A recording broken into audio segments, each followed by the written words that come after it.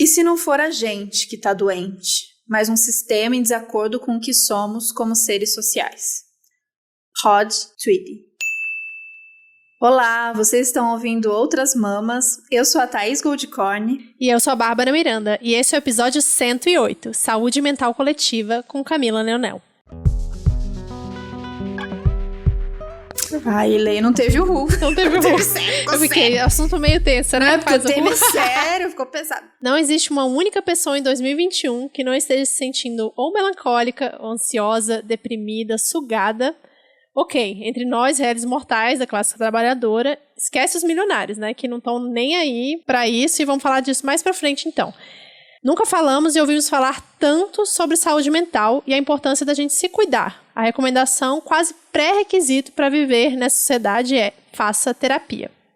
Mas, especialmente nesse momento de crise geral, a gente se pergunta: é possível cuidar individualmente da sua saúde mental? Da nossa saúde mental? A tarefa de estar bem é 100% responsabilidade sua e do seu terapeuta? Pois é, menina. E mais uma vez a gente fica instigada com esse debate e vendo como ele tem sido cada vez mais levado para um campo de tarefas, né? Que o indivíduo tem que cumprir. Sim. E aí a gente teve essa grande ideia de convidar nossa amiga, querida, psicóloga maravilhosa, Camila Leonel, palminhas, para ela pensar essas questões junto com a gente. A Camila é psicóloga junguiana, Camila é de Recife, vegana, e é nossa amiga pessoal, ela é amiga da pessoa física e jurídica desse podcast. Muito bem-vinda, Cami, que alegria. Se apresenta um pouco, fala um pouquinho pra galera te conhecer e te amar como a gente já te ama. Sim, bem-vinda. Suas lindas, muito obrigada pelo convite. Eu tô bem emocionada de estar participando com vocês. Sempre acompanhei o podcast, admiro muito o trabalho de vocês, inclusive terem puxado essa temática, né? E aí de terem feito todo esse estudo como vocês sempre fazem, para poder erguer um episódio, né, por vez. E para me apresentar, eu sou Camila Leonel de Recife, eu sou psicóloga, bordadeira. Eu vim falar um pouquinho sobre algumas coisas que eu enxergo da clínica, a clínica que eu faço, a clínica que eu defendo, e um jeito também de pensar as coisas de uma outra ótica, né? Mas ao mesmo tempo imaginando que a gente não dá conta aqui, nesse momento, que é a mesma coisa que eu falo também nas sessões de terapia, para as pessoas que eu atendo, é a mesma coisa que eu falo em alguma oficina. A gente nunca dá conta no primeiro momento sobre a temática, e a ideia é que realmente a gente não dê conta, né, para que a gente saia desse lugar continuando nessa produção sobre essa temática que é tão essencial. Mas a ideia hoje com vocês, acho que é levantar alguns pontos bem preciosos assim, e pensar juntas sobre isso, né? E poder construindo mesmo essa estrutura aí. Eu tô muito feliz, muito feliz. É um tema muito caro, né? Que neste momento a gente vê da importância, mas que a gente achou massa trazer de uma outra ótica, não sei se uma outra ótica, mas tentar cavucar umas camadinhas a mais pra gente conversar sobre isso. E aí o que a gente vê hoje em dia é esse debate sobre saúde mental, sobre atendimento clínico, bem mais exposto, né? Parece que, né, uma geração e essa conversa mudou.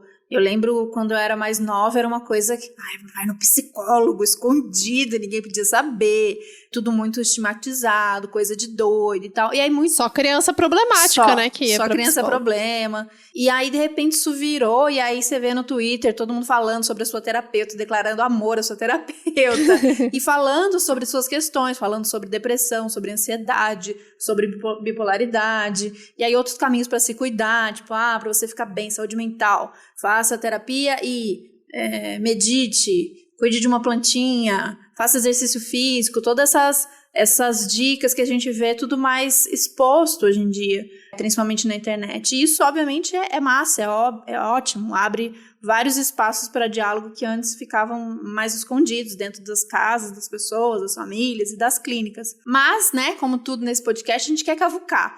Vamos buscar umas camadas mais profundas sobre isso e, claro, vamos localizar da onde a gente está falando, nesse contexto ocidental, moderno, neoliberal, e que os problemas são tratados no limite do indivíduo. Então, óbvio que essa construção nossa de como olhar para isso ia ser também um olhar do indivíduo e do problema que ele tem que resolver e obviamente, o remédio, né, a solução já vem no pacote vendida como remédios, tratamentos, enfim. Isso tudo muitas vezes, maioria das vezes, descolado da realidade social daquele indivíduo. Então, já queria jogar aí para você, Cami, como que você vê esse cenário? A gente realmente tá buscando a terapia como mais um serviço disponível, assim, dentro desse sistema para consertar a gente, pra gente, né, tipo, não tô rendendo, né, porque eu estou ansioso, então não tô rendendo no trabalho, eu tô deprimido e eu tenho medo de, né, ficar fora do mercado de trabalho ou não saber conviver, então eu preciso procurar terapia para me consertar, tô fazendo aspas aqui, para ficar apta para funcionar e para produzir dentro desse sistema. Como que você vê isso? Eu vejo que, de fato, tem mais pessoas procurando e, ao mesmo tempo, também, né, as pessoas que estão à frente das clínicas, né, e aí eu falo bem dentro da minha bolha, né, a minha rede de psicologia daqui de Recife e de outros lugares também, mas que ainda continua sendo uma bolha.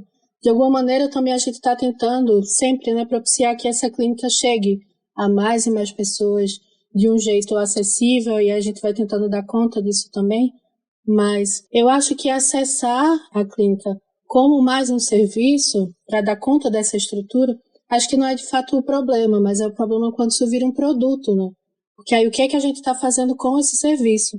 Então, a ideia é que realmente as pessoas pudessem ter acesso a esse serviço, todas as pessoas pudessem ter acesso, e aí bem entre aspas todas as pessoas, porque a gente não está falando aqui sobre algo que todo mundo tem que fazer sempre. A gente também precisa ter cuidado com isso, né, com essa ideia da terapia.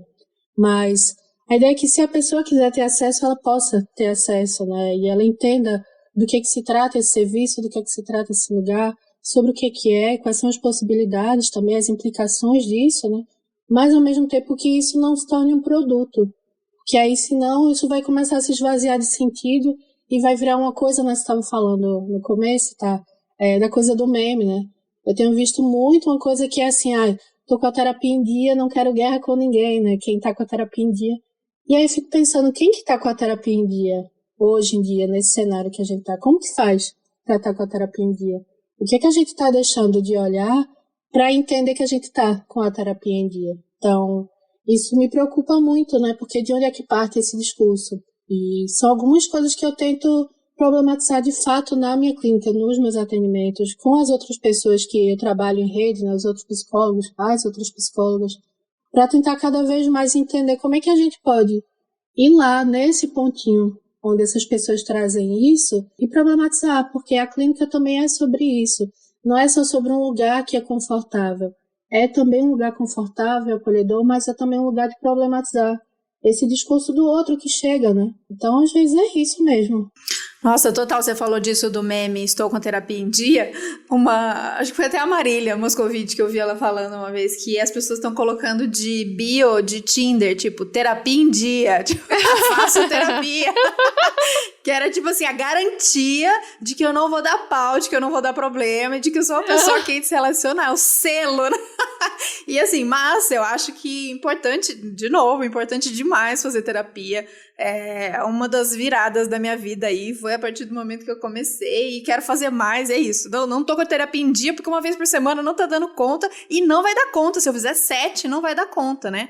Porque também não dá pra jogar tudo, a solução numa coisa só, né?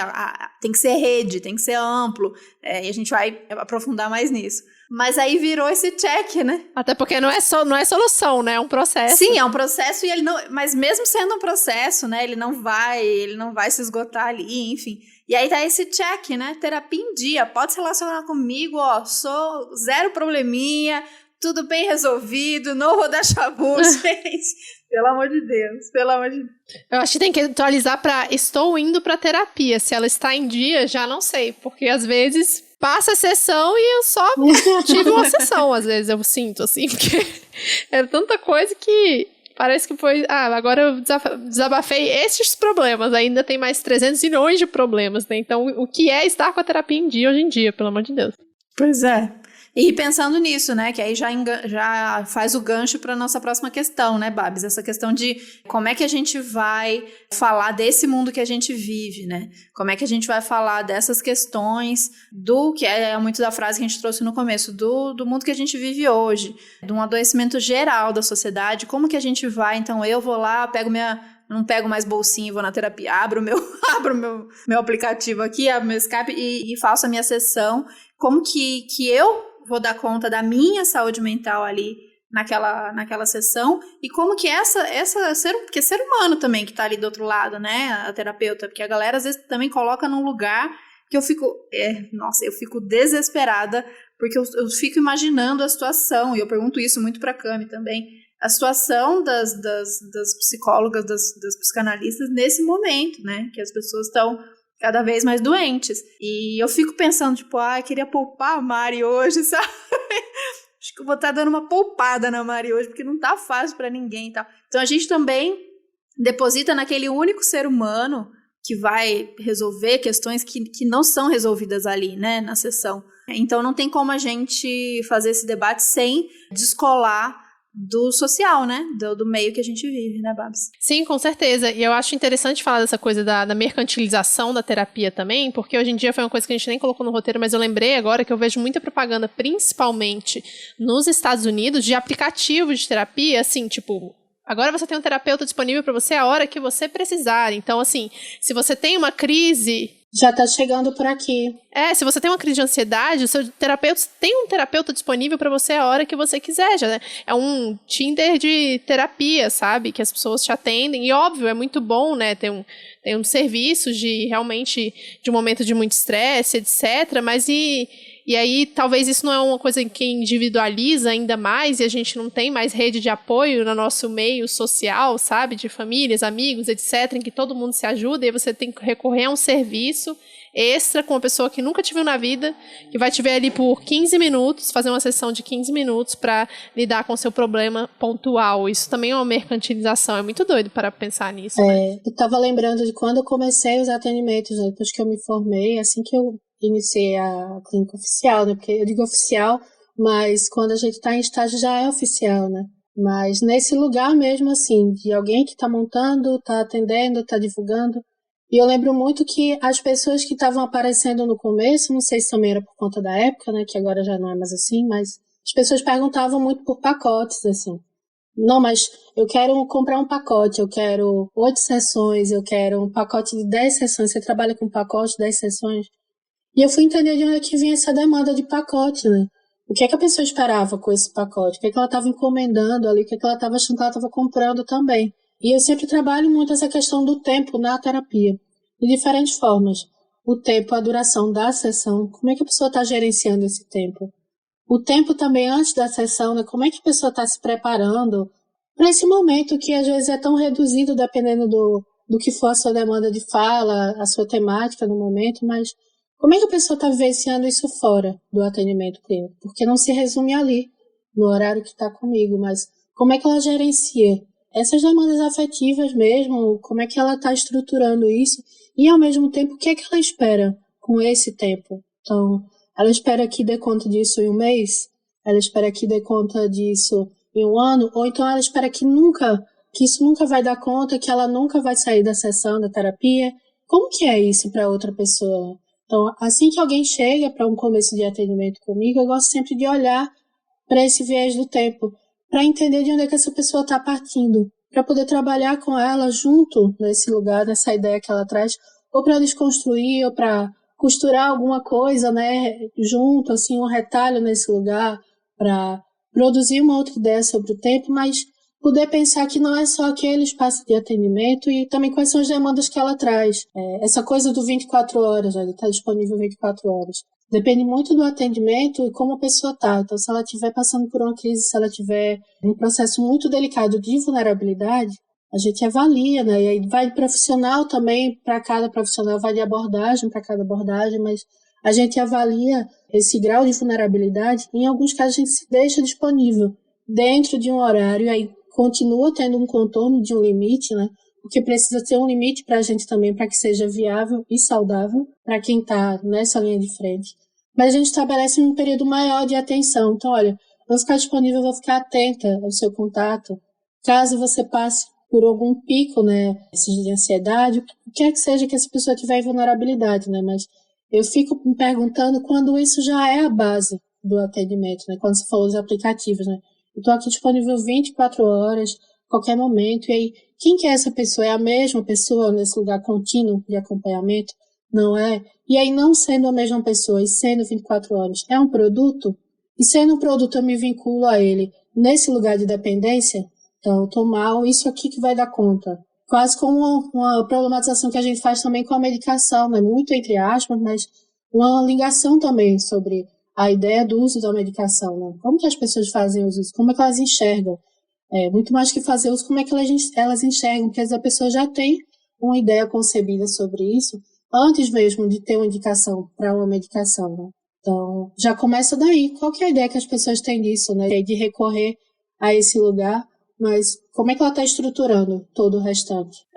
Muito interessante. Muito bom, muito massa. E o que você falou antes, tá, né? Que tem um grande debate aí na psicologia, na psicanálise, e eu queria chamar aqui para todo mundo ouvir o último episódio do Revolu Show, que é sobre psicanálise e marxismo. Eu esqueci o título completo, que tá muito bom, com o Dunker, gente, meu cérebro não está funcionando. Quem era a terceira pessoa? Jones Manuel e o convidado o Eribaldo Maia. Obrigada. Essas 3 pessoas que, enfim, vai ter todo esse debate sobre como esse adoecimento geral que está tendo com pessoas mais ansiosas, mais depressivas na nossa sociedade é um fruto do capitalismo, do neoliberalismo, e que esses sentimentos que a gente tem de tristeza, desânimo, o sofrimento em si é uma condição humana e não deveria ser patologizado, né?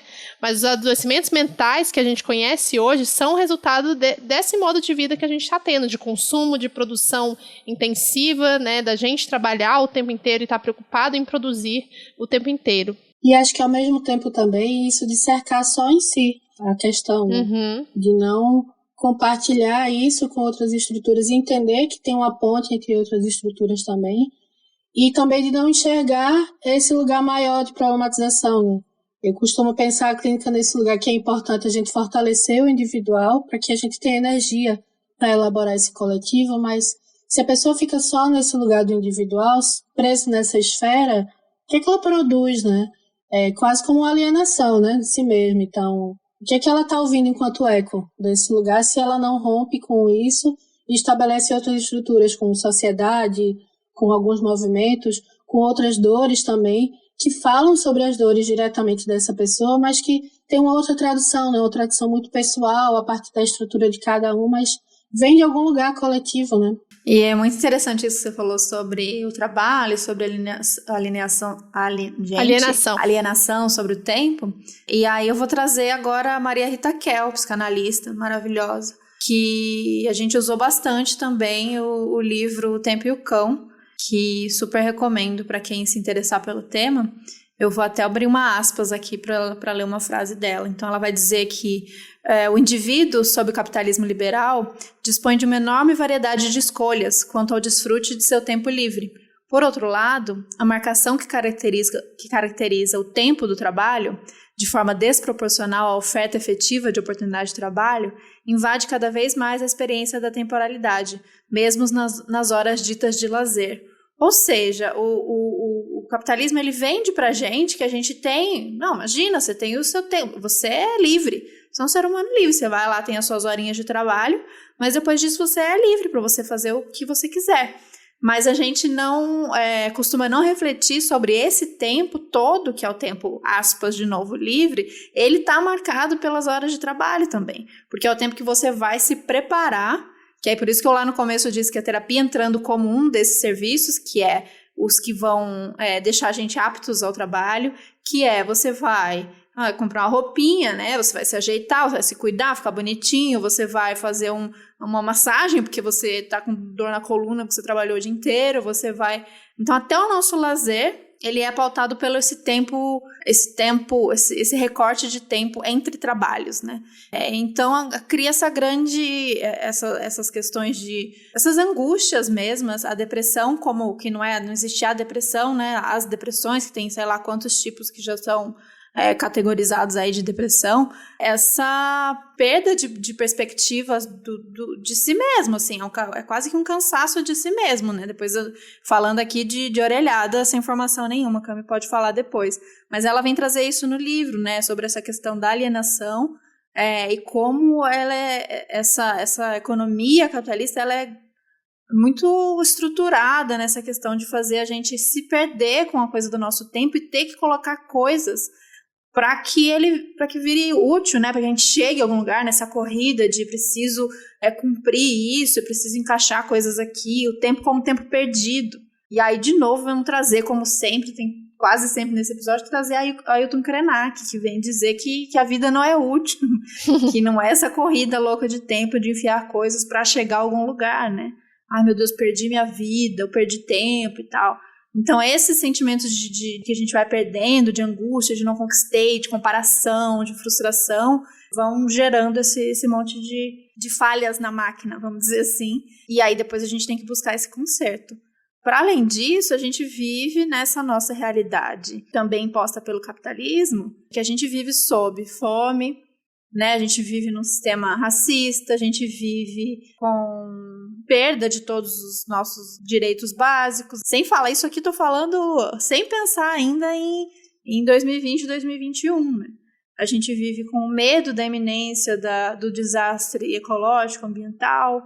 A gente vive sobre o machismo. Então, eu até trouxe um tweet aqui da Preta, que é a Preta demais, é maravilhosa, ela é estudante de psicologia também, que ela traz: pobreza é causa de adoecimento mental, insegurança alimentar é causa de adoecimento mental, vulnerabilidade social é causa de adoecimento mental.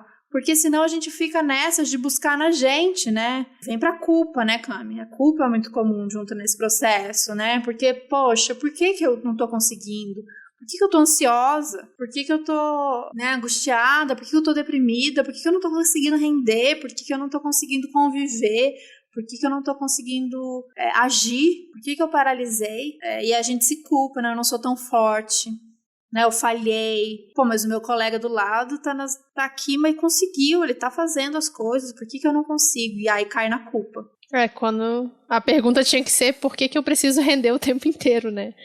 Tipo, até é isso que você falou, até o meu lazer tem que ser cronometrado. Então, tipo, eu assisto 2 episódios de série da Netflix todo dia, e eu tenho um tempo de leitura, e eu tenho um tempo de meditação, e aí eu tento fazer exercício, tenho passeio com a Luna, e aí acabou meu dia, porque o resto do dia eu tô trabalhando, né? Então, até o meu tempo de lazer, ele é cronometrado. Né? E a gente fica felizona quando a gente dá os check todos no nosso dia. Exatamente. Quando a gente consegue, né? Tipo, dar o check do lazer. Check do lazer. Eu fiquei pensando, quando você estava falando isso, tá? Várias coisas. Te ouvindo, né? Primeiro, eu fiquei pensando o quanto, quando eu era, sei lá, adolescente, e aí eu já estava no meio ali da psicologia, né? Eu tava estudando, tava problematizando sobre isso, tava pensando de diversas formas. E naquele tempo, e aí de novo eu falo de onde eu tô, né? Desse lugar que também é privilegiado e tal, mas como que era o discurso que eu percebia da época, né? Eu tenho 31 anos, né? Mas como que era o discurso que eu percebia na época? Que isso que agora a gente está falando de um jeito muito mais escancarado, que eu ainda acho que é uma brecha, né? A gente precisa escancarar mais ainda essa questão do lazer, do ócio, do trabalho, da diversão, do tempo, né, em si.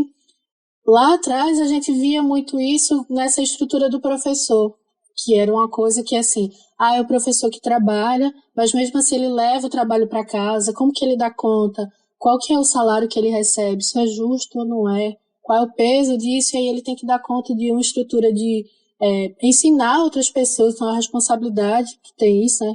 E aí a gente problematizava nesse ponto, assim, as pessoas na época problematizavam nesse ponto algumas outras questões, mas eu acho que o foco, sempre que alguém falava sobre trabalho, tempo e estrutura de lazer, era sempre a referência era o professor, ou a professora, né? Mas aí a gente vai vendo que hoje é tipo assim, tá todo mundo nesse lugar. Algumas pessoas em situações bem piores, outras pessoas em algumas situações que acham que estão melhores, mas quando a gente vai ver, não necessariamente é assim, né? Mas a gente agora está aproximando essa realidade de todos, e aí porque o tempo mudou, porque o governo, ou o desgoverno, né, mudou também, isso influencia diretamente nessa relação do tempo, o trabalho, lazer, direitos que a gente tem ou que está perdendo, né? Mas fiquei pensando também num post que Sabrina Fernandes, né, do Tese, que ela fez muito tempo atrás, assim, acho que tem, não sei, 2 anos ou 3, não lembro agora. Mas era uma postagem que é uma foto da praia, assim, acho que 2 cadeirinhas dela, do Thiago, mas só as 2 cadeirinhas, quando ela tinha tirado férias. Não sei se vocês lembram desse post. E aí ela nunca tirava férias na vida, porque tem isso, né, de você contar na linha de frente, você tem sempre que estar se atualizando, você tem sempre que estar estudando. Então, seu tempo de lazer é estudando também, porque é uma temática que você gosta, né? Mas, ao mesmo tempo, olha, você está raciocinando, está tendo um desgaste sobre isso. Por mais que seja algo que é produtivo, que é prazeroso, mas você continua lá racionalizando sobre. E aí eu fiquei lembrando desse texto que ela fez, que assim, o que é ter férias, né? O que é dar uma pausa? Será que a gente realmente se dá esse direito? De onde que vem esse lugar que a gente entende que não tem esse direito porque está parado, tem que estar trabalhando? Onde que vem essa cobrança, né, que está tão enraizada na gente?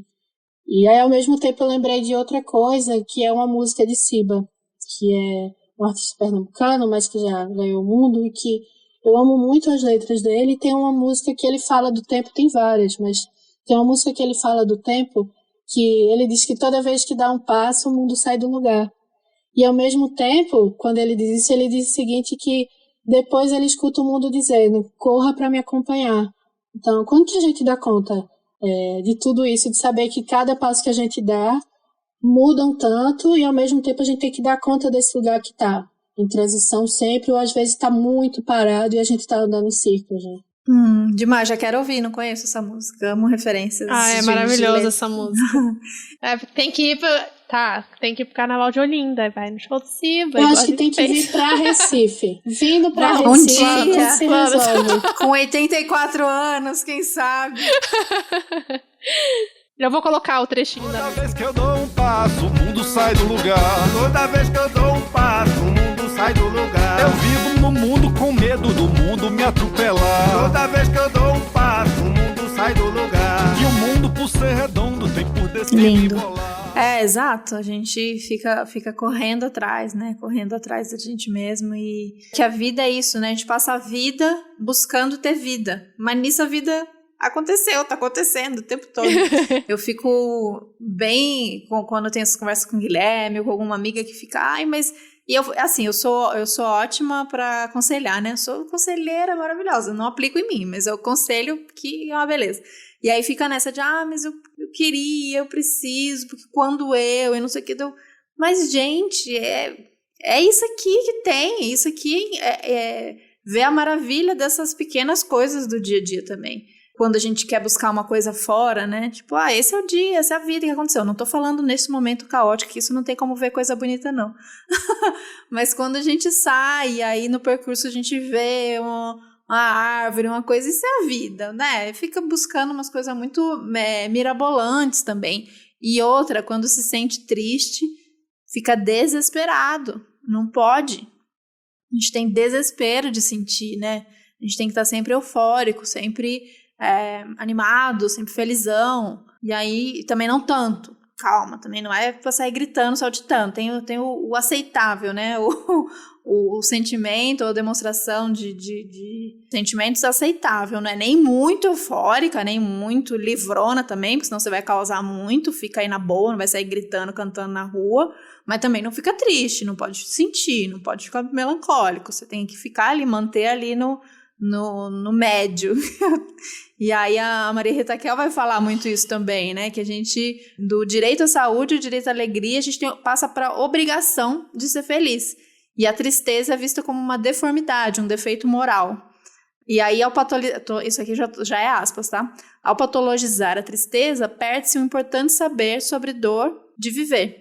Aos que sofreram abalo de uma morte importante, de uma doença, de um acidente grave, a medicalização da tristeza ou do luto rouba do sujeito o tempo necessário para superar o abalo e construir novas referências e até mesmo outras formas de vida, mais compatíveis com a perda ou com a eventual incapacitação.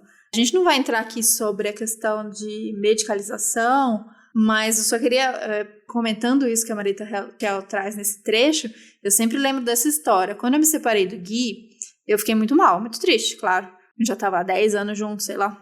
E aí eu lembro que eu fui, não era um psiquiatra, era um endócrino, porque eu fui ver minhas questões de tireoide.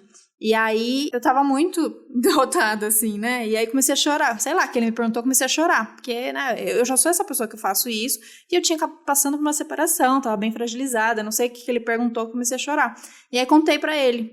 E aí na própria, me passando as coisas do exame, ele já me receitou um antidepressivo. Ali mesmo. Aí eu vi, falei, mas o que é isso? Ele falou, não, porque você tá passando por isso, você tá passando por essa separação, é bom você tomar e tal. Deu... Não, mas eu consigo. Não, tá tudo bem. Eu acho que eu consigo sentir isso. Acho que é importante eu sentir isso. Eu fiquei horrorizada na época.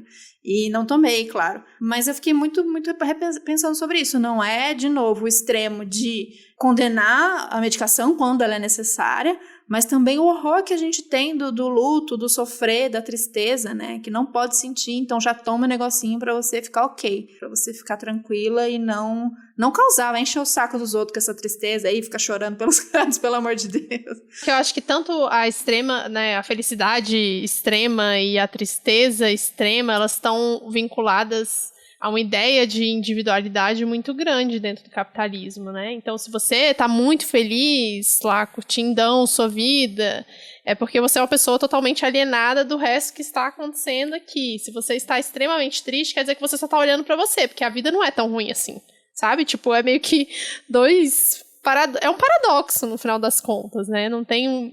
Quem estabelece esse limite não é a gente como pessoa, sei lá. É uma armadilha, né? É uma cobrança eterna e aí cabe a gente entender qual que é a leitura que a gente está fazendo disso. É uma linha muito tênue, né? Muito delicado isso na clínica e ao mesmo tempo não é também, né? Quando a gente se apropria mesmo desse lugar, né? Desse fazer clínico, pensando nessa construção, nesse trabalho em rede, né? Com os profissionais de outras áreas. Esse lugar da medicação, porque isso é destinado aos psiquiatras, tanto lugar de avaliação sobre é necessário a medicação, é necessário um esquema medicamentoso, né, que aí já parte para algo mais complexo, né, porque é um esquema para aquela pessoa, mas tem uma coisa que é o lugar da psicologia nisso, que eu queria que fosse a porta de acesso a isso, né, a porta de entrada, mas nem sempre é, às vezes as pessoas vão diretamente para o psiquiatra, né, e vão tentar entender a sua questão só nessa esfera, e isso é muito delicado. Mas quando que chega primeiro comigo e quando que vai para esse outro profissional, né? Então, como é que a gente pode organizar isso? E aí eu digo que é delicado no sentido porque a gente está lidando com o sofrimento da outra pessoa. Então, a gente já falou aqui sobre a questão de administrar o tempo, né? Como é que a pessoa vê o sofrimento dela? A Tata estava falando agora, né? Não, mas eu acho que eu dou conta, assim. Dependendo do grau de vulnerabilidade ou do sofrimento da pessoa, esse lugar de eu dou conta ainda é muito delicado, porque às vezes a pessoa já está para além do limite dela e ela ainda não consegue se ver nesse lugar. Ou porque ela sente que ela precisa dar conta de tudo, ou porque ela tem alguma questão com o uso de medicação, ou então porque ela ainda não identificou realmente como que está esse sofrimento. E aí cabe ao profissional que está acompanhando, primeiro ir mapeando essa estrutura. Lógico que tem casos e casos, tá? Se a pessoa chegar num estado muito crítico, a gente precisa primeiro estabilizar essa situação e aí entender realmente que é uma questão química, né? Então, olha, eu preciso primeiro estabilizar isso para que você tenha estrutura, inclusive, para olhar sobre o seu processo, né? Para olhar o que você está enfrentando. Então, não tem como a gente ficar só nesse cabeção, né? De tipo assim, o que é que você traz hoje? O que é que te incomoda? Tá? Se ali está acontecendo enquanto um turbilhão, né? Então, às vezes a gente precisa entender que tem um limite também nesse lugar. Mas eu falo da minha clínica, né? Que é aquilo que eu tenho propriedade e que eu conheço e posso falar sobre. Eu investigo muito como que é essa estrutura para a pessoa, para aquela pessoa e para a demanda que ela está trazendo. Então, será que é possível? A pessoa tem condições? Quando eu falo condições, é condições financeiras, condições de tempo.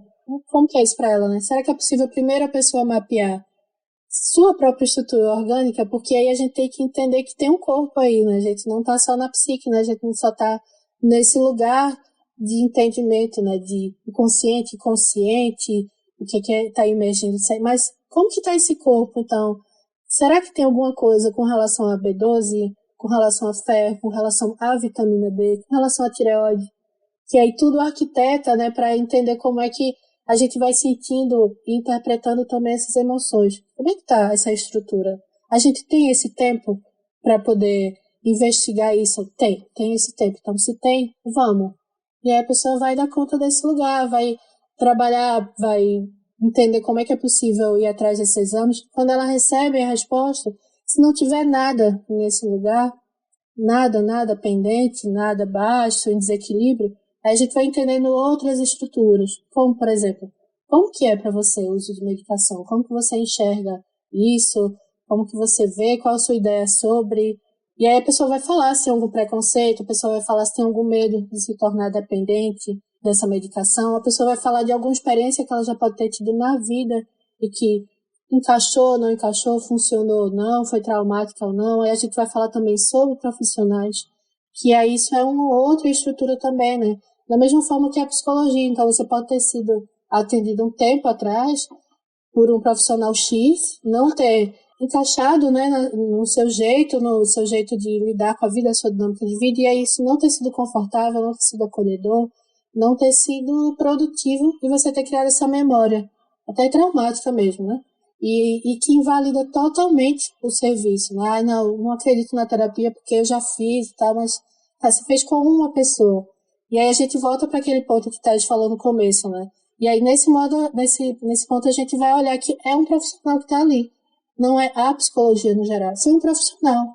Então, sendo a pessoa que lhe atendeu, qual é a possibilidade de você encontrar outra pessoa, de você ter uma indicação segura, de você consultar outras pessoas que tiveram experiências com outros profissionais que são competentes, que são éticos, que são envolvidos mesmo com a situação. E aí a gente vai trabalhando esse lugar, construindo outras coisas, também com relação à psiquiatria. E aí o lugar da medicação já tem uma costura, né? Muito mais reforçada, não está uma coisa que se desfaz, uma coisa que é perigosa, mas está um lugar mais seguro para a pessoa poder pensar sobre, refletir e acessar esse profissional, acessar como é que é essa medicação, e aí não para por aí. A ideia é que o profissional também esteja em rede, falar com esse profissional, né, que atende essa pessoa que o acompanha. Olha, como é que foi pensado o esquema medicamentoso para essa pessoa? De onde que vem essa ideia desse remédio, né? Como que você enxergou isso? Poder falar no âmbito profissional, lógico, né? Mas falar sobre essa estrutura que o outro profissional também está enxergando, para que seja tudo muito amarradinho, né? Mas, de maneira geral, tem esse lugar muito delicado, onde as pessoas já vão direto ao psiquiatra, porque as pessoas têm livre-arbítrio, porque as pessoas têm maturidade para escolher, né? Mas tem esse lugar muito delicado, que é, eu vou direto, qual que é o profissional que eu vou encontrar? Ele vai dar conta dessa escuta, que é uma escuta totalmente diferente da psicologia.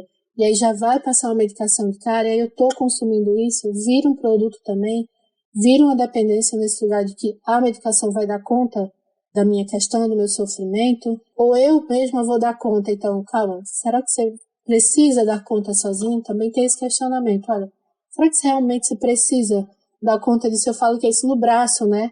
Quase como um cabo de guerra. Será mesmo que você precisa, ou a gente pode articular de outras formas, formas que sejam seguras, né? Perfeito, isso. Pensar em rede sempre, né, Cami? Pensar em ampliar esse cuidado. A gente, de novo, cuidado virou também um serviço, então eu me cuido mais ou menos, mas aí eu terceirizo meu cuidado, mas aí eu jogo tudo num profissional só. Ampliar essa rede. A frase de para criar uma criança precisa de uma aldeia, para criar um ser humano, para manter um ser humano também. Para viver, né? Precisa de uma galera toda, né?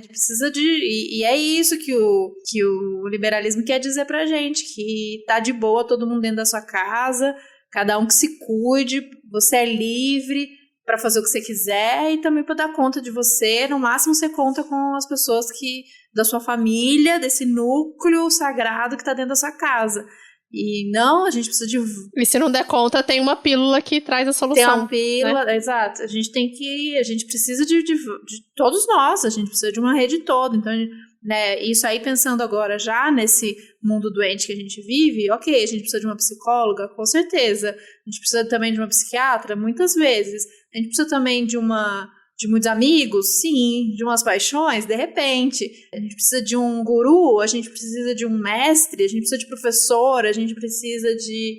Né? São tantas as pessoas, e não no sentido de precisar, né, também de colocar as pessoas também como funções, né, com funcionalidades na sua vida, mas nesse sentido de formar essa rede mesmo de ajuda, né, de saber pedir ajuda e de ter para quem pedir ajuda, de ter para quem recorrer, e de poder pedir uma segunda opinião, e de conversar sobre um assunto que é aquele assunto escondido, esquisito, que você não quer, mas que tem diferentes relações na sua vida, com uma que é a mais próxima, de repente, você não consegue falar sobre tal tema, mas tem uma que é um pouquinho mais distante, mas por algum motivo você tem essa abertura, aí você fala sobre aquele outro. Então, nessas construções de rede, de repente a gente consegue fazer essas escolhas de maneira mais responsável. Então, não tome remédio, de jeito nenhum. O remédio ele pode ser um grande estruturador, né, para a partir dali a gente buscar soluções que exigem mais da gente, né, que vão cavucar mais, que vão precisar de um trabalho aí que é de uma vida, que não tem jeito, é um trabalho de vida. Sim, e com a medicação os problemas não vão sumir, né, mas a ideia, né, deveria ser que a gente vai ter uma estrutura um pouco mais consciente e mais estabilizada para poder, inclusive, lidar com esses problemas, dialogar diretamente com eles, né? Porque também é muito difícil falar para o ser humano lidar com suas questões quando ele está no turbilhão de sofrimento, né? De onde que ele vai tirar essa energia, né? De onde que ele vai articular? Como é que, inclusive, ele vai saber que ele pode articular com outras pessoas isso se ele está dentro do próprio sofrimento, né? E é aquilo que é a identificação com a própria ferida, né?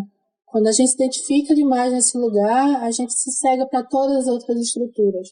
Tanto uma estrutura onde a gente entende que o mundo está adoecido, quanto uma estrutura também de rede de apoio, né? Então, olha, tem outras pessoas que você pode contar e, inclusive, perceber que essas pessoas estão passando por algo que talvez faça sentido dentro da sua história, que apoie, inclusive, o seu sofrimento, quando você dá conta da história do outro também. Mas, antes disso, eu preciso dar conta da minha história, né? Então, é um lugar muito delicado, mas a gente precisa sempre ir e voltar nisso, né? Feito uma costura mesmo, a gente vai e volta. Porque se a gente ficar preso só nesse lugar individual, a gente se cega. E também se a gente ficar só nesse lugar coletivo, a gente perde o foco do que é a nossa própria estrutura e a gente está querendo dar conta do mundo, né? E aí também a doença, a neurose. A gente imagina que vai dar conta de tudo, de todas as questões, todas as histórias que a gente está ouvindo e que tudo precisa ser organizado. Então, a gente só está num ponto, né? Mas se a gente fica aqui e ali fazendo essa costura, voltando, peraí, como que isso chega na minha história? Como que a minha história dialoga com esse lugar também? E aí é esse pertencimento, que é individual, mas também é coletivo, né? Sobre isso que a gente está falando, eu vou trazer mais uma citação. Neste episódio, serei a Maria Citação, mas é porque uma matéria que foi muito importante para a construção desse episódio, que é muito boa mesmo, chamada Um Mundo Insano, Capitalismo e a Epidemia de Doenças Mentais. A primeira frase que a gente trouxe no episódio foi dessa matéria, e é do mesmo Rod Tude, e o segundo texto é do Mark Fisher, que eu recomendo demais para quem estiver interessada para procurar e ler Mark Fisher, que vocês vão se apaixonar como eu me apaixonei. Mas eu vou trazer a frase, que é: o capitalismo está aparentemente enraizado em um modelo fundamentalmente falho, ingênuo e antiquado, de quem somos. Ele tenta nos fazer pensar que somos isolados, autônomos, desvinculados, competitivos, descontextualizados. Em última instância, uma entidade bem dissociada e implacável. O mal que essa visão do eu faz a nós e aos nossos filhos é incalculável. Sim, e você falou de turbilhão de sentimentos. Eu até mandei mensagem pra Thaís e pra Isa sexta-feira passada, porque foi tipo eu acordar, receber a ligação da minha mãe contando que uma pessoa conhecida tinha falecido de Covid e, sei lá, 4 horas depois meu pai tomou vacina e eu morri de chorar de alívio, assim, sabe? Deu aquela Foi da tristeza para a felicidade máxima que eu conseguia em 4 horas.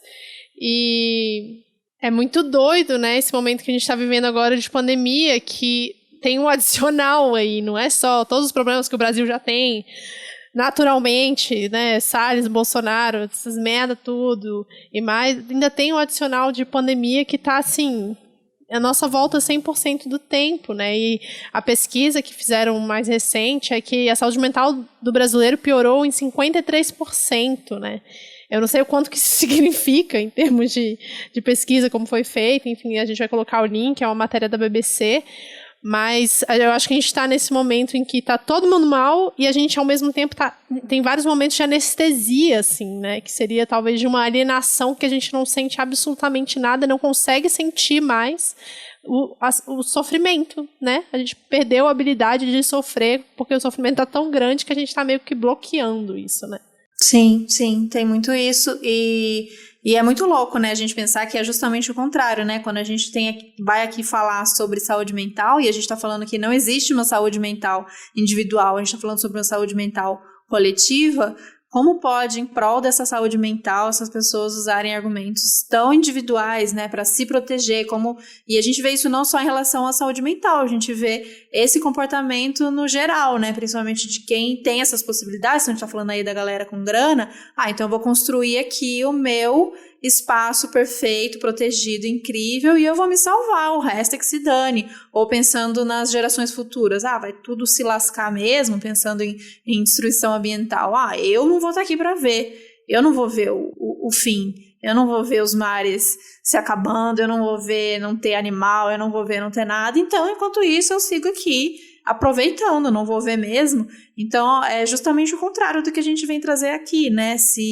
De a gente buscar essa saúde mental coletiva. E a gente só vai conseguir chegar nessa saúde mental coletiva se realmente a gente não olhar mais para ela como uma tarefa que a gente tem que resolver dentro da gente. A gente faz isso porque a gente tem que estar, como a Cami falou, montar essa estrutura para a gente estar forte, para lutar, para a gente conseguir ver alguma possibilidade de força de lutar, mas que a gente articule outros campos para a gente conseguir trazer essas mudanças que essas sim vão acarretar numa possibilidade de saúde mental coletiva.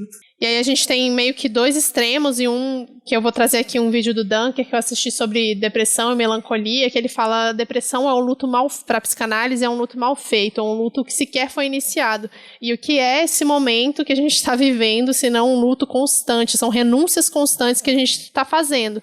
E aí, em prol disso, o que acontece é que muitas pessoas estão dando argumentos totalmente individualistas, diga-se de passagem, justificando a saúde mental como um motivo para elas saírem de casa, viajar, ir para restaurante, ou então fala coisas tipo, todo mundo vai pegar, então é uma coisa bem pessimista, bem fatalista, né?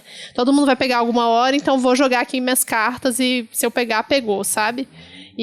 Ou então jogar pro mais óbvio, que não é culpa minha, é o governo que não tá fazendo nada direito, então eu vou aqui fazer o que eu quero fazer, sabe? Eu fiquei pensando também que a gente estava falando sobre isso e aí partiu também da área da psicanálise, né? Mas fiquei pensando numa costura com a área junguiana, né? Com a abordagem que eu atendo. E aí me veio muito uma coisa que é sobre o meu TCC, né? Que eu fiz um tempo atrás, não faz muito tempo, né? Porque foi sobre a pandemia, não faz muito tempo. Mas era falando exatamente desse lugar. Como que as pessoas têm enxergado essa movimentação, né? De dar conta da saúde mental, mas de um jeito individual, né? Então, aquilo que Thaís estava falando quase agora. Mas eu faço isso porque é a minha saúde mental e aí eu tenho que ficar bem, e aí por isso que eu fiz tal coisa para dar conta desse sofrimento, mas se resolveu? Deu conta? Isso se encerrou ali, findou naquele momento? Qual que foi o significado disso, né? E aí o meu TCC era bem sobre isso, mas era lógico, mais aprofundado na teoria, falando sobre os tipos psicológicos, tentando entender essas estruturas distintas que geram um conflito, né? Geram um conflito de sociedade, geram um conflito de relações. Então, tem pessoas que se afastaram de alguns parentes na família, tem pessoas que se afastaram de amigos, companheiros, relacionamentos foram encerrados, exatamente por conta dessa leitura atual. E aí eu digo atual bem entre aspas, né? Porque isso era uma leitura de cada um, mas que nesse momento de pandemia, onde as coisas estão mais vulneráveis, onde as coisas estão mais escancaradas, isso veio à tona muito mais forte. Aquilo que a pessoa já tinha, né? E aí a gente vai falar sobre a sombra, né? A gente começa a acessar a sombra agora de um jeito muito mais forte, ou às vezes não acessa, né? Deixa esse lugar mesmo escondido. E é esse lugar de não dar conta, de olhar para o próprio sofrimento, de lidar com isso de uma maneira responsável, de uma maneira interligada com outras questões. E aí a pessoa vai partir mesmo para aquilo que é individual. Eu tô mal, eu vou dar conta fazendo isso. Eu tô mal, eu vou dar conta fazendo isso. E aí vai isolando totalmente a questão e continua sem resolver, né? Às vezes vai até criando uma outra camada. E aí tem muita gente que está se chocando com isso, né? De ver essa resposta das outras pessoas e falar, nossa, mas fulano era assim, como que eu não percebi que ele era egoísta a esse ponto, né? Agora a gente está dando voz um pouco a esses lugares e está tentando resolver isso aqui de uma maneira meio errada, meio partida, meio, né? E aí fiquei pensando muito também numa coisa que eu tinha lido na época, até separei aqui, que falava desse lugar de incômodo, mas que só vai dar conta quando a gente realmente parar e olhar para isso, né? E tem uma citação que eu acho muito bonita, que é de Gambini. Depois eu coloco a referência para vocês, para a gente compartilhar. Mas ele fez uma live no meio da quarentena, acho que ano passado. E era lá do Instituto da Bahia, né? Do Instituto Indiano da Bahia.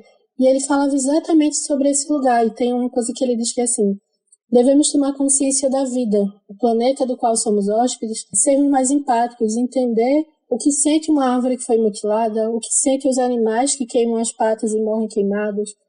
Se luta tanto por uma vida intrauterina e se esquece da vida aqui fora. E se esquece exatamente dessas ameaças que a gente vive, né? Então, esse lugar de problematização, ele só vai começar a ser construído quando a gente começar a trabalhar essa ideia da compaixão. Compaixão consigo mesma, compaixão com essa ideia do outro, como é que a dor do outro vai dialogar com a minha e entender que está interligado, parte de um ponto. A gente tenta traduzir da nossa forma, a partir da nossa leitura, mas de onde que isso vem, né? Então, é uma pergunta que eu faço muito no consultório, né? Quando alguém traz uma demanda de sofrimento, alguém identifica algo, tá, mas e aí você faz o que com isso? Pra onde que vai, né? De que maneira você vai agora lidar com essa estrutura? As pessoas têm falado sobre também a questão da situação das pessoas que estão em situação de rua. E esse lugar de sofrimento, né? Eu já trabalhei num projeto que era atendendo pessoas em situação de rua, fazendo uma escuta clínica, né? A gente desenvolveu todo um projeto sobre isso. E aí as pessoas agora estão se separando também com essa realidade, que sempre teve aí, mas que nesse momento está muito mais fragilizada, está muito mais sofrida, né? E as pessoas têm evitado esse lugar. Muita gente tem falado sobre isso, não há pouca gente que tem falado sobre isso, é muita gente. E aí o que eu sempre falo e o que você faz com isso que te incomodou, que você viu e te incomodou? Para onde que vai esse incômodo? Ele fica num lugar que mas agora eu vou ter que desligar, não quero mais saber das notícias, aí eu vou comprar alguma coisa, eu vou comer alguma coisa muito legal. Então, você está dando conta agora, mas depois você digere isso como? Para onde que vai isso, né? Eu já falei, tem dia que eu chego na terapia, eu falo pra minha terapeuta, que também chama Bárbara, e eu falo, Bárbara, hoje eu preciso passar a terapia inteira xingando o Bolsonaro. Aí ela xinga junto comigo, aí eu acho ótimo, que eu falo, pelo menos, olha só, estamos aqui, as duas xingando o Bolsonaro. Eu acho que o mínimo para estabelecer uma conexão nessa sessão é que a terapeuta seja de esquerda. Eu sempre falei isso, e aí eu lembro que de ter esse argumento de, né, se a gente está discutindo essa questão, o que é individual, o que está dentro de mim, e o que é social, o que é fora, como é que eu vou trabalhar em mim, que aí vem muito também das soluções, por exemplo, essas soluções baratas, de coach e tal, tipo, seja você o seu próprio chefe, seja você o seu próprio, até os memes, seja você seu próprio restaurante, seja você seu próprio tudo, né? Porque a gente tem que dar conta de tudo. E aí, como é que eu vou trazer? Imagina se eu levo para uma sessão uma questão clara de machismo no trabalho, como que existe a possibilidade de um atendimento que ela não vai considerar que isso é uma questão social, né? Que isso é uma questão muito maior do que ali eu e o meu relacionamento com aquela pessoa, que pode ter acontecido aquilo. Então, desconsiderar isso e falar, tipo, não, mas você tem, como você vai lidar com isso? Extravasado, tipo assim, isso é uma bosta real, isso existe, E aqui eu vou trabalhar, beleza, como eu vou sentir, como eu vou lidar, mas a gente precisa partir de um lugar que isso existe na sociedade, que isso é uma ferida da sociedade que a gente tem que combater. Estamos partindo daqui? Então, beleza. Então, aí a gente vê como que eu vou lidar, como que eu vou... Enfim, como que eu vou tentar trabalhar isso dentro de mim. Mas se jogar como uma responsabilidade minha, ou uma questão individual, existe uma estrutura, existe uma coisa por trás disso, e a gente não pode desconsiderar.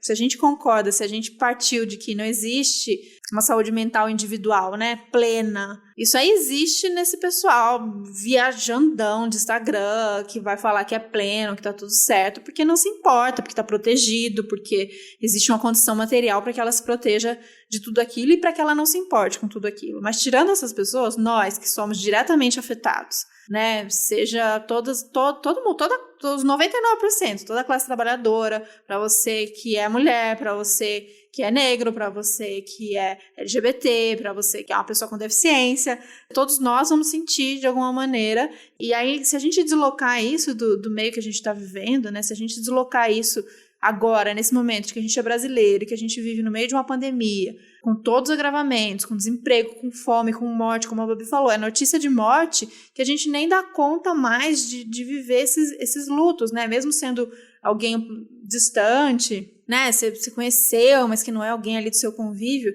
a gente não consegue mais sentir aquele luto, né? Sentir aquela perda, que é uma notícia atrás da outra. A gente abre o Facebook, abre o Twitter, você vê a fotinho já de despedida, um colega seu de trabalho de 2007 que está se despedindo do pai, aí você vê uma colega que trabalhou com você se despedindo do companheiro, porque não são só pessoas idosas morrendo, ao contrário de que Bolsonaro tentou falar por muito tempo, agora a gente vê aí claramente pessoas de 30, 35.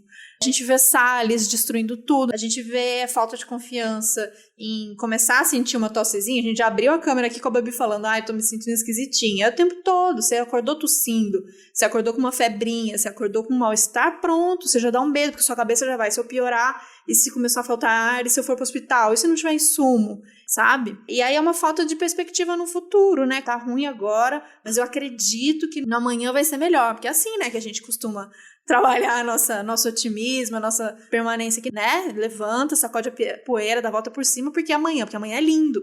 Mas como nesse momento, né? Se a gente tá sem essa perspectiva de um futuro, como não estar adoecido sendo brasileiro em 2021?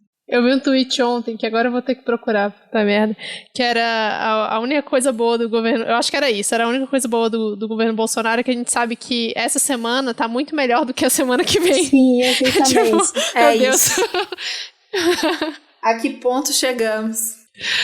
Eu fiquei pensando também, enquanto a Tá falava isso, que assim, tem um tema meio velado nisso também, no meio de tudo isso, que são as redes sociais, né? A gente está aqui falando muito de palavras-chave, né? Saúde mental, luto, notícias, mas a gente está falando também, e muito, né? Desde que a gente começou esse episódio, a gente está falando sobre esse acesso e o consumo também às redes sociais, né? O quanto que aumentou muito nesse momento de pandemia, o quanto que a gente já vinha de um lugar, né? De uma relação adoecida com esses dispositivos, com essas ferramentas, e aí, nesse contexto de pandemia, o quanto isso se agravou. E que a gente precisa ter isso em mente, né, e falar sobre isso para entender também o quanto se mexe com a subjetividade de cada um e com a subjetividade do coletivo. E aí lembrei também que dia desses, acho que mês passado, eu assisti uma live pela faculdade, pela Safiri, daqui de Recife. E aí era articulando com outros lugares. E apresentaram, né, naquela hora que eu conheci, que é o Instituto Silvia Lane. Depois eu mando para vocês. Que é simplesmente um instituto incrível que fala sobre a psicologia nesse lugar do compromisso social. Então, são vários profissionais que estão se articulando e estão pensando e refletindo nesse lugar sobre as tecnologias, sobre as redes sociais, o que é que isso está por trás também, não só do nosso consumo, mas também do que é que eles estão pegando da gente enquanto informação, né? Que banco de dados é esse que eles estão pegando? Como é que eles estão trabalhando esse banco de dados para depois devolver para a gente como um produto já, e que aí já vai modulando também as nossas subjetividades. E uma coisa que eu lembro muito desse encontro, quando eu estava assistindo, é que eles estavam falando sobre a gente perder essa ingenuidade. A gente precisa, é urgente a gente perder essa ingenuidade, de que a gente vai dar conta, de que a gente está dando conta, dessa estrutura, mas a gente precisa parar com isso e começar a questionar esses outros lugares que estão interferindo diretamente sobre a nossa saúde mental e sobre a nossa construção de mundo. Então, se a gente continuar nesse discurso ingênuo de que eu tenho que dar conta da minha saúde mental, na minha terapia, o meu sofrimento, esse sofrimento vem de onde, né? E ao longo do meu dia, eu estou dialogando com o quê? Se não com redes sociais. Então, quando alguém fala, né? Quando eu pergunto, como que está a sua estrutura assim na semana, a sua dinâmica de vida, como é que você está se articulando? Não, mas aí eu trabalho, faço isso, como, não sei o quê, mas aí eu fico no computador, aí eu vejo uma série, mas aí eu vejo Big Brother e tal. E aí quando você vai vendo, essa pessoa está totalmente imersa ali em redes sociais. E qual o impacto que isso tem, né? Qual a outra camada que gera nesse lugar de adoecimento? Qual a velocidade de notícias também que a gente está consumindo? Será que a gente consegue digerir essa velocidade que chega, né? E a gente volta para aquele lugar da música do Siba, né? Corra para me acompanhar. Será que a gente está dando conta? E quando a gente sente que não dá conta, o que é que a gente faz? A gente fecha tudo e vai fazer outra coisa, vai ver o pôr do sol, e aí se recrimina por isso também. E aí a gente volta para aquela parte que o Babi trouxe no começo, né? De esse lugar de cilada, né? Esse lugar que eu tô me culpando sempre. Até se eu tô sentindo que tô sofrendo, se eu tô sentindo que eu tô conseguindo ver beleza em alguma coisa, ser feliz, eu também tô me culpando. E aí é saber como é que a gente tá traduzindo isso, tá enxergando isso. Então, é perder esse lugar de ingenuidade, começar a olhar para as coisas que nos afetam, porque elas estão 24 horas nesse lugar. E a gente acaba ficando nisso também. Então, como que é, né? E aí tava falando também que a terapia também tá nesse lugar. Tá nesse lugar do digital, tá nesse lugar de acessibilidade, então, esse lugar da claridade, né? Eu tô falando com a pessoa que tem essa claridade. Então, tudo isso a gente tem que levar em conta. E se a gente não leva, as coisas não deixam de acontecer, porque a gente não está considerando elas, né? Elas continuam acontecendo para além do nosso querer, né? Como diria o grande pensador Gil do Vigor, o Brasil tá lascado. Estamos tudo lascado. Mas isso das telas é realmente pensar que as nossas relações todas, nossa diversão, nossas interações são todas através de telas, é de doer. Eu acho importante você falar sobre as telas, né, e sobre esse momento do ócio. Inclusive, levei puxão de orelha da minha terapeuta semana passada por conta disso, porque eu não lido bem com o ócio, e isso faz parte do meu mecanismo de funcionamento, enfim, família. Estamos aí trabalhando isso na terapia para tentar quebrar um pouco isso, né? Mas vou ler aqui uma frase da Maria Rita Kell, que é muito boa também. Não me refiro ao ócio, essa forma de passar o tempo tão desmoralizada em nossos dias, mas às atividades de lazer, marcadas pela compulsão incansável de produzir resultados, comprovações, efeitos de diversão, que tornam a experiência do tempo de lazer tão cansativa e vazia quanto a do tempo de produção. Nada causa tanto escândalo em nosso tempo quanto o tempo vazio. É preciso aproveitar o tempo, fazer render a vida, sem preguiça e sem descanso. A esse imperativo, como veremos, o depressivo resiste com sua lentidão. Seu mergulho angustiado e angustiante em um tempo estagnado, que lhe parece não passar.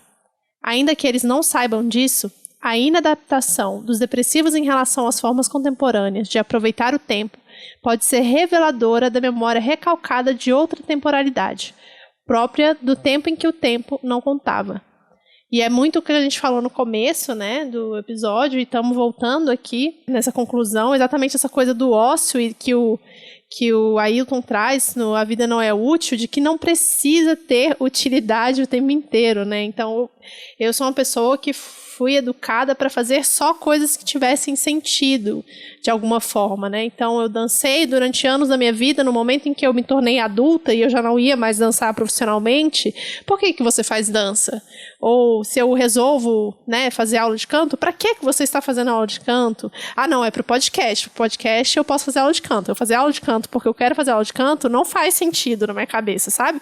Então, assim, é o jeito que a gente foi meio que educado, isso faz parte do capitalismo, faz parte da história da minha família, enfim, várias questões, mas a gente não tem mais o tempo do ócio como ócio, né?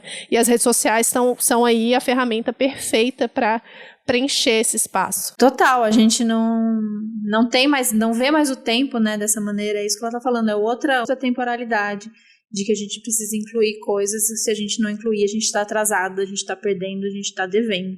E também para essa questão das possibilidades da gente enxergar o porquê dessa saúde, né, ela não vai vir de maneira individual, vou trazer uma frase de David Eagleman, que é um neurocientista. Nós somos um único e vasto superorganismo, uma rede neural incorporada em uma rede de redes neurais muito maior. Nossos cérebros estão tão fundamentalmente conectados para interagir que nem sequer é claro onde cada um de nós começa e onde termina. Quem você é tem tudo a ver com quem nós somos. Não há como evitar a verdade que está gravada em nossos circuitos neurais. Precisamos uns dos outros. É o que a gente costuma trazer bastante aqui e falar, né, minha gente? A gente realmente acredita essa noção nossa do eu, do ser humano, do animal, do que é um elefante, do que é uma formiga, do que é um rio. Todas essas noções, como a gente trouxe recentemente no episódio de decolonialidade, foram construídas, né, para a gente segmentar, para a gente dividir, para a gente compartimentar, cada um no seu quadrado, e cada um é uma coisa e deve ter uma função que é específica dentro dessa coisa, mas que na real a gente é uma grande coisona e a gente está conectado de alguma maneira. E aí imagina se a gente é uma grande rede conectada, se a gente foi todo mundo picotado. A gente é um monte de pedacinhos de coisas em falta. E aí é óbvio que a gente vai passar a vida buscando, né, esses pedacinhos. E aí o capitalismo vai dizer para você que é o quê? Que é um emprego massa, que é um carro, que é uma Nespresso, que é um cargo, que é um mestrado, que é não sei o quê. Então a gente vai ficar buscando isso, buscando, quando na verdade a gente esquece isso, né? De que a gente é esse grande superorganismo, e se a gente não voltar a se conectar, a gente enxergar no outro, a gente se conectar com o outro, e a partir daí a gente buscar essas alternativas que a gente sempre fala aqui, né? Então, como que a gente vai construir isso? Como a gente vai construir uma saúde mental se ela não passar pela luta política? Como a gente vai construir uma saúde mental se a gente não tiver soberania e segurança alimentar? Como a gente vai conseguir estar bem, estar de boa, positividade total, sem os nossos direitos, né? Como a gente vai conseguir isso sofrendo de racismo, de LGBTfobia, o sexismo, capacitismo? Como a gente vai conseguir isso sem terra, território? São as perguntas que a gente tem que fazer, e isso pode parecer angustiante. Se eu quero trazer aqui um final, e eu quero ouvir a Cami também sobre isso, um final de que a gente consiga acreditar num amanhã, já que o nosso amanhã está tão desacreditado, mas que na real a gente tira, né, esse peso do eu estou mal porque eu falhei como indivíduo, eu estou deprimido porque eu sou horrível, eu estou ansiosa porque eu não consegui me organizar e fazer todos os passos que me falaram lá que tinha que fazer, que tinha que acordar às 7, meditar, e que tinha que fazer isso, que tinha que fazer máscara de argila, que tinha que não sei o quê, eu não fiz, eu falhei, por isso eu estou ansiosa. Então tira um pouco disso e bota essa energia nessa construção coletiva, dessas mudanças que a gente precisa ver para a gente conseguir construir esses outros mundos. Quem ouviu Ailton Krenak no Roda Viva, ouvir Ailton Krenak sempre é uma oportunidade que a gente tem que aproveitar, e foi maravilhoso. Então ele fala sobre isso, né, que não existe disso de, a gente fala muito aqui, né, construir um outro mundo. Eu vou passar a mudar a falar isso, porque a gente quer construir outros mundos, né? A gente precisa de um mundo que caibam diversos mundos, porque a gente não vai ser uma coisa só. E o capitalismo, ele é maravilhoso em dizer que é isso aqui, que não existe outro modo de viver, não existe outro modo de se organizar, e que todo mundo tem que encaixar desse jeito, ser desse jeito, trabalhar desse jeito, comer desse jeito e viver desse jeito. E aí ele vem dizer que a gente é tão múltiplo que não existe essa, né? Tem que caber vários, diversos mundos dentro disso. Então isso, pelo menos, ouvir Ailton Krenak essa semana para mim foi uma desses respiros que me fez enxergar alguma possibilidade de amanhã. E eu acho que para além da desesperança, traz também a questão da culpa, né? Você tira a culpa individual de se sentir feliz em meio a um cenário tão tenebroso, assim. Que é isso, um exercício que eu comecei a fazer, né?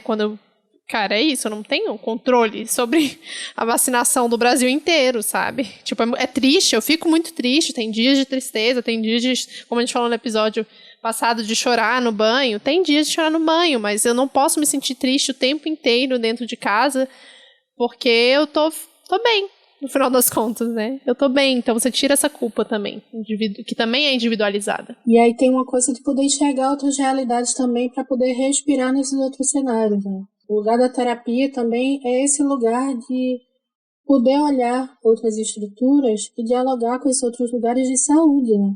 Para que a gente entenda que as coisas não se limitam só ali, mas elas dialogam com outras coisas e que assim a gente também vai largando esse lugar, né? Vai trazendo outras possibilidades de dialogar com o sofrimento. Aquilo que a gente falava no começo, né? Quando eu fico totalmente identificada com a minha própria ferida, eu não saio desse lugar de dor, eu não saio desse lugar de sofrimento, eu não consigo enxergar qual que é a rede que está aí. E a rede, ela pode ser desde profissionais, amigos, ou até a rede mesmo, né? Um gato no colo que está aqui lambendo, ou então o pôr do sol. Tudo isso é uma rede de cuidado também, não é direcionado só a pessoas ou lugares, mas aquilo que faz sentido para você. E eu costumo sempre dizer isso nos atendimentos, né? A gente precisa enxergar o que faz sentido para a gente nesse lugar de saúde também, para que a gente consiga articular outros lugares que a gente não vê como nossos. Porque aí a gente vai de uma maneira muito mais responsável, de uma forma muito mais consciente e saudável, né? Porque você está munido de coisas que te fortalecem, que te nutrem, que vão te estruturar, para poder enxergar esse outro mundo que é tão plural, mas ao mesmo tempo é tão singular e ao mesmo tempo dói muito, mas que a gente precisa olhar assim, né? Precisa descortinar, tirar esse véu de ingenuidade e encarar essas coisas. E aí fiquei pensando no que a Thaís falou sobre esse lugar do eu, né? E eu fiquei lembrando também de uma coisa que o eu tem essa importância no lugar de tradução das coisas. Então, precisa passar por mim, né? Para que eu consiga entender as coisas e dialogar com elas, mas o ruim é quando fica só em mim. Quando fica obedecendo só a minha própria estrutura individual. Eu perco o sentido das coisas coletivas, né? Mas aí eu preciso estruturar essa tradução como esse lugar desse caminho que chegou em mim, eu faço uma leitura através das minhas coisas, mas eu problematizo esse externo também. Para que ganhe sentido, né? Para que ganhe um direcionamento, esse lugar de sofrimento, e para que a gente consiga enxergar outras realidades. E aí lembrei de uma coisa que a gente falou lá atrás, né? Quando estava pensando sobre o episódio, né? Que eu falei, como que vai ser, né? O que é que vocês estão pensando sobre? E acho que Thaís falou alguma coisa mais ou menos assim, que a gente vai falar, vai puxar pontos, a ideia é que a gente puxe pontos, mas a ideia é que talvez esse episódio incomode muito mais do que seja agradável de se ouvir. Porque a gente tá falando sobre esse lugar desagradável, que em algum momento a gente tem que falar sobre ele, né? Para que a gente consiga lidar com ele, porque ele tá existindo. A gente já... Quem chegou até aqui, a gente espera que tenha incomodado, mas que tenha sido aí uma pontinha de assunto a se investigar mais, a se olhar mais, olhar de outros ângulos. Essa foi a nossa ideia com esse episódio. Não tem como ignorar que à nossa volta as pessoas estão cada vez mais adoecidas e que a gente mesmo, a gente sente as nossas baixas e a nossa produtividade, né? Mais uma palavra aí que tem que estar sempre incrível, bombando, e a gente não entende, nem no momento mais tranquilo a gente entende esses ciclos, né? De mais produtividade e menos, que dirá agora com esse baque, com esses lutos todos, como a gente não vai sentir isso. A nossa percepção sobre nós mesmas, né, como isso fica impactado, né, Cami, quando a gente não tem a troca com o outro, é muito louco. Quando o nosso referencial é só sobre telas e a gente não convive tanto com outras pessoas, como a gente perde um pouco a referência de quem a gente é, de como a gente é em outros momentos, em momentos leves, em momentos de descontração, em momentos coletivos, daquela animação, como num show, como naquele momento de catarse, assim. Então a gente vai perdendo um pouco dessas referências de quem a gente é, e a gente vê o sofrimento de muita gente, a gente vê na internet, mas a gente sabe o quanto isso está pesado, a gente conversa com amigos, aquela clássico das pessoas que não têm conseguido responder os amigos no WhatsApp, e aí se sente em falta, se sente culpado porque não está conseguindo trocar com o outro. Então a gente quis trazer esse debate desse jeitinho nosso aqui, de outras mamas, que é pra gente tentar olhar também de uma outra lente, tentar olhar, tirar desse foco, né, do indivíduo, mas sim olhando para o indivíduo no sentido de se olhar sim, se cuidar, entender as suas dores, os seus desejos, trabalhar com elas, conviver com elas. Isso é muito importante. Isso é um trabalho de vida, né, Cami? Esse trabalho de olhar para dentro é um trabalho de vida, e eu espero que vocês nunca deixem de fazer esse trabalho aí. E é isso. Alguém quer falar mais alguma coisa? Eu quero só fechar com uma coisa que eu tava sentindo há um tempo, né, que aí você já perguntou no começo, né, como que é para quem trabalha com isso, né? Como que é ouvir todas essas demandas, como que é também sentir tudo isso, né? Eu fiquei pensando muito no que eu estava sentindo nesses últimos tempos, de acompanhar a pandemia, acompanhar os atendimentos, acompanhar o sofrimento do outro, o meu sofrimento, que eu não posso perder de vista também, né? Para não ficar só na linha de frente do outro, mas tem o meu lugar também, né? E aí eu queria dedicar, esse convite que vocês fizeram para mim, eu queria dedicar para um amigo que partiu, e que foi um amigo muito importante nesse lugar de construção coletiva, que é o Léo Cisneros. Ele, pai do Guido, foi professor, ativista pelos direitos urbanos.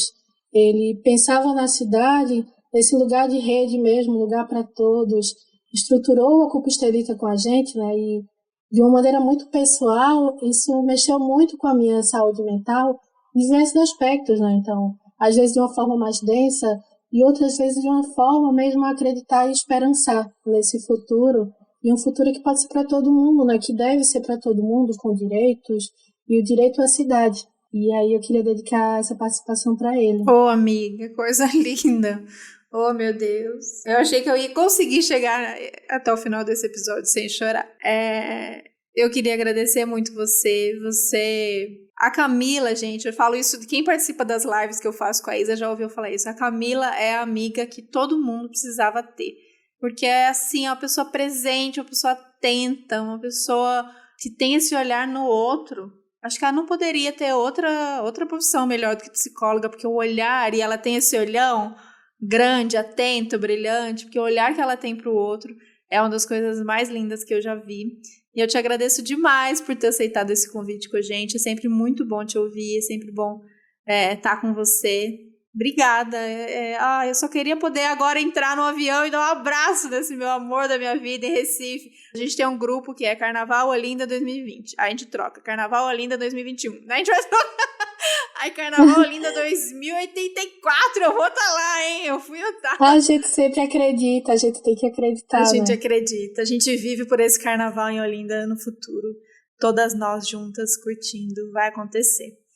É isso, minha gente. Muito obrigada. Obrigada, Cami. Te amo, te amo, te amo. Obrigada, Babi. Valeu, minha gente. Eu espero que tenha sido aí Obrigada demais. Um episódio importante pra vocês, como foi pra gente.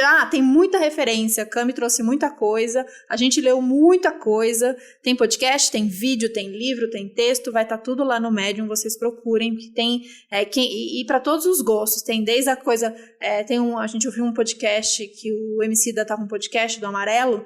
Muito bom sobre saúde mental, mas que vai ali mais, né, para quem tá ouvindo e para se sentir, para ver como vai se cuidar, mas tem ali nas profundezas, umas coisas mais cabeçudas e na psicanálise mesmo, para quem quiser aprofundar, tem de todo jeito. Então a gente vai colocar todas as referências no Medium, vocês acompanhem, e a Camis vai passar pra gente as referências também. Uma coisa massa, vamos colocar no Medium indicações de atendimento social. Tem muito projeto bacana pelo Brasil. Se você tá aí, ouviu e sentiu que precisa dessa ajuda, precisa buscar isso, não tem grana, tem como. Inclusive, SUS, né? Defendam o SUS. SUS tem um atendimento psicossocial muito bom, com psicólogos disponíveis para atender a população. Então é muito importante a gente defender o SUS por isso também. Sim, isso também, essa lista vai estar disponível no Medium para vocês, e ela pode ser colaborativa, depois a gente fazendo ali, tanto no grupo do Telegram como no Instagram, se faltou ali alguma indicação de alguma cidade, ou se vocês conhecem algum projeto massa que não tá ali, indica pra gente que sempre alguém vai olhar aquilo e pode se beneficiar daquilo, tá? É semana que vem. Eu queria deixar uma música, se vocês depois colocassem, não sei se a Babi coloca, que é pra gente fechar o episódio. Eu fiquei pensando, quando eu escuto o episódio, né, às vezes eu tô tomando banho, lavando prato, organizando alguma coisa aqui com os gatos, e eu queria deixar a música de Siba, que é O Que Não Há.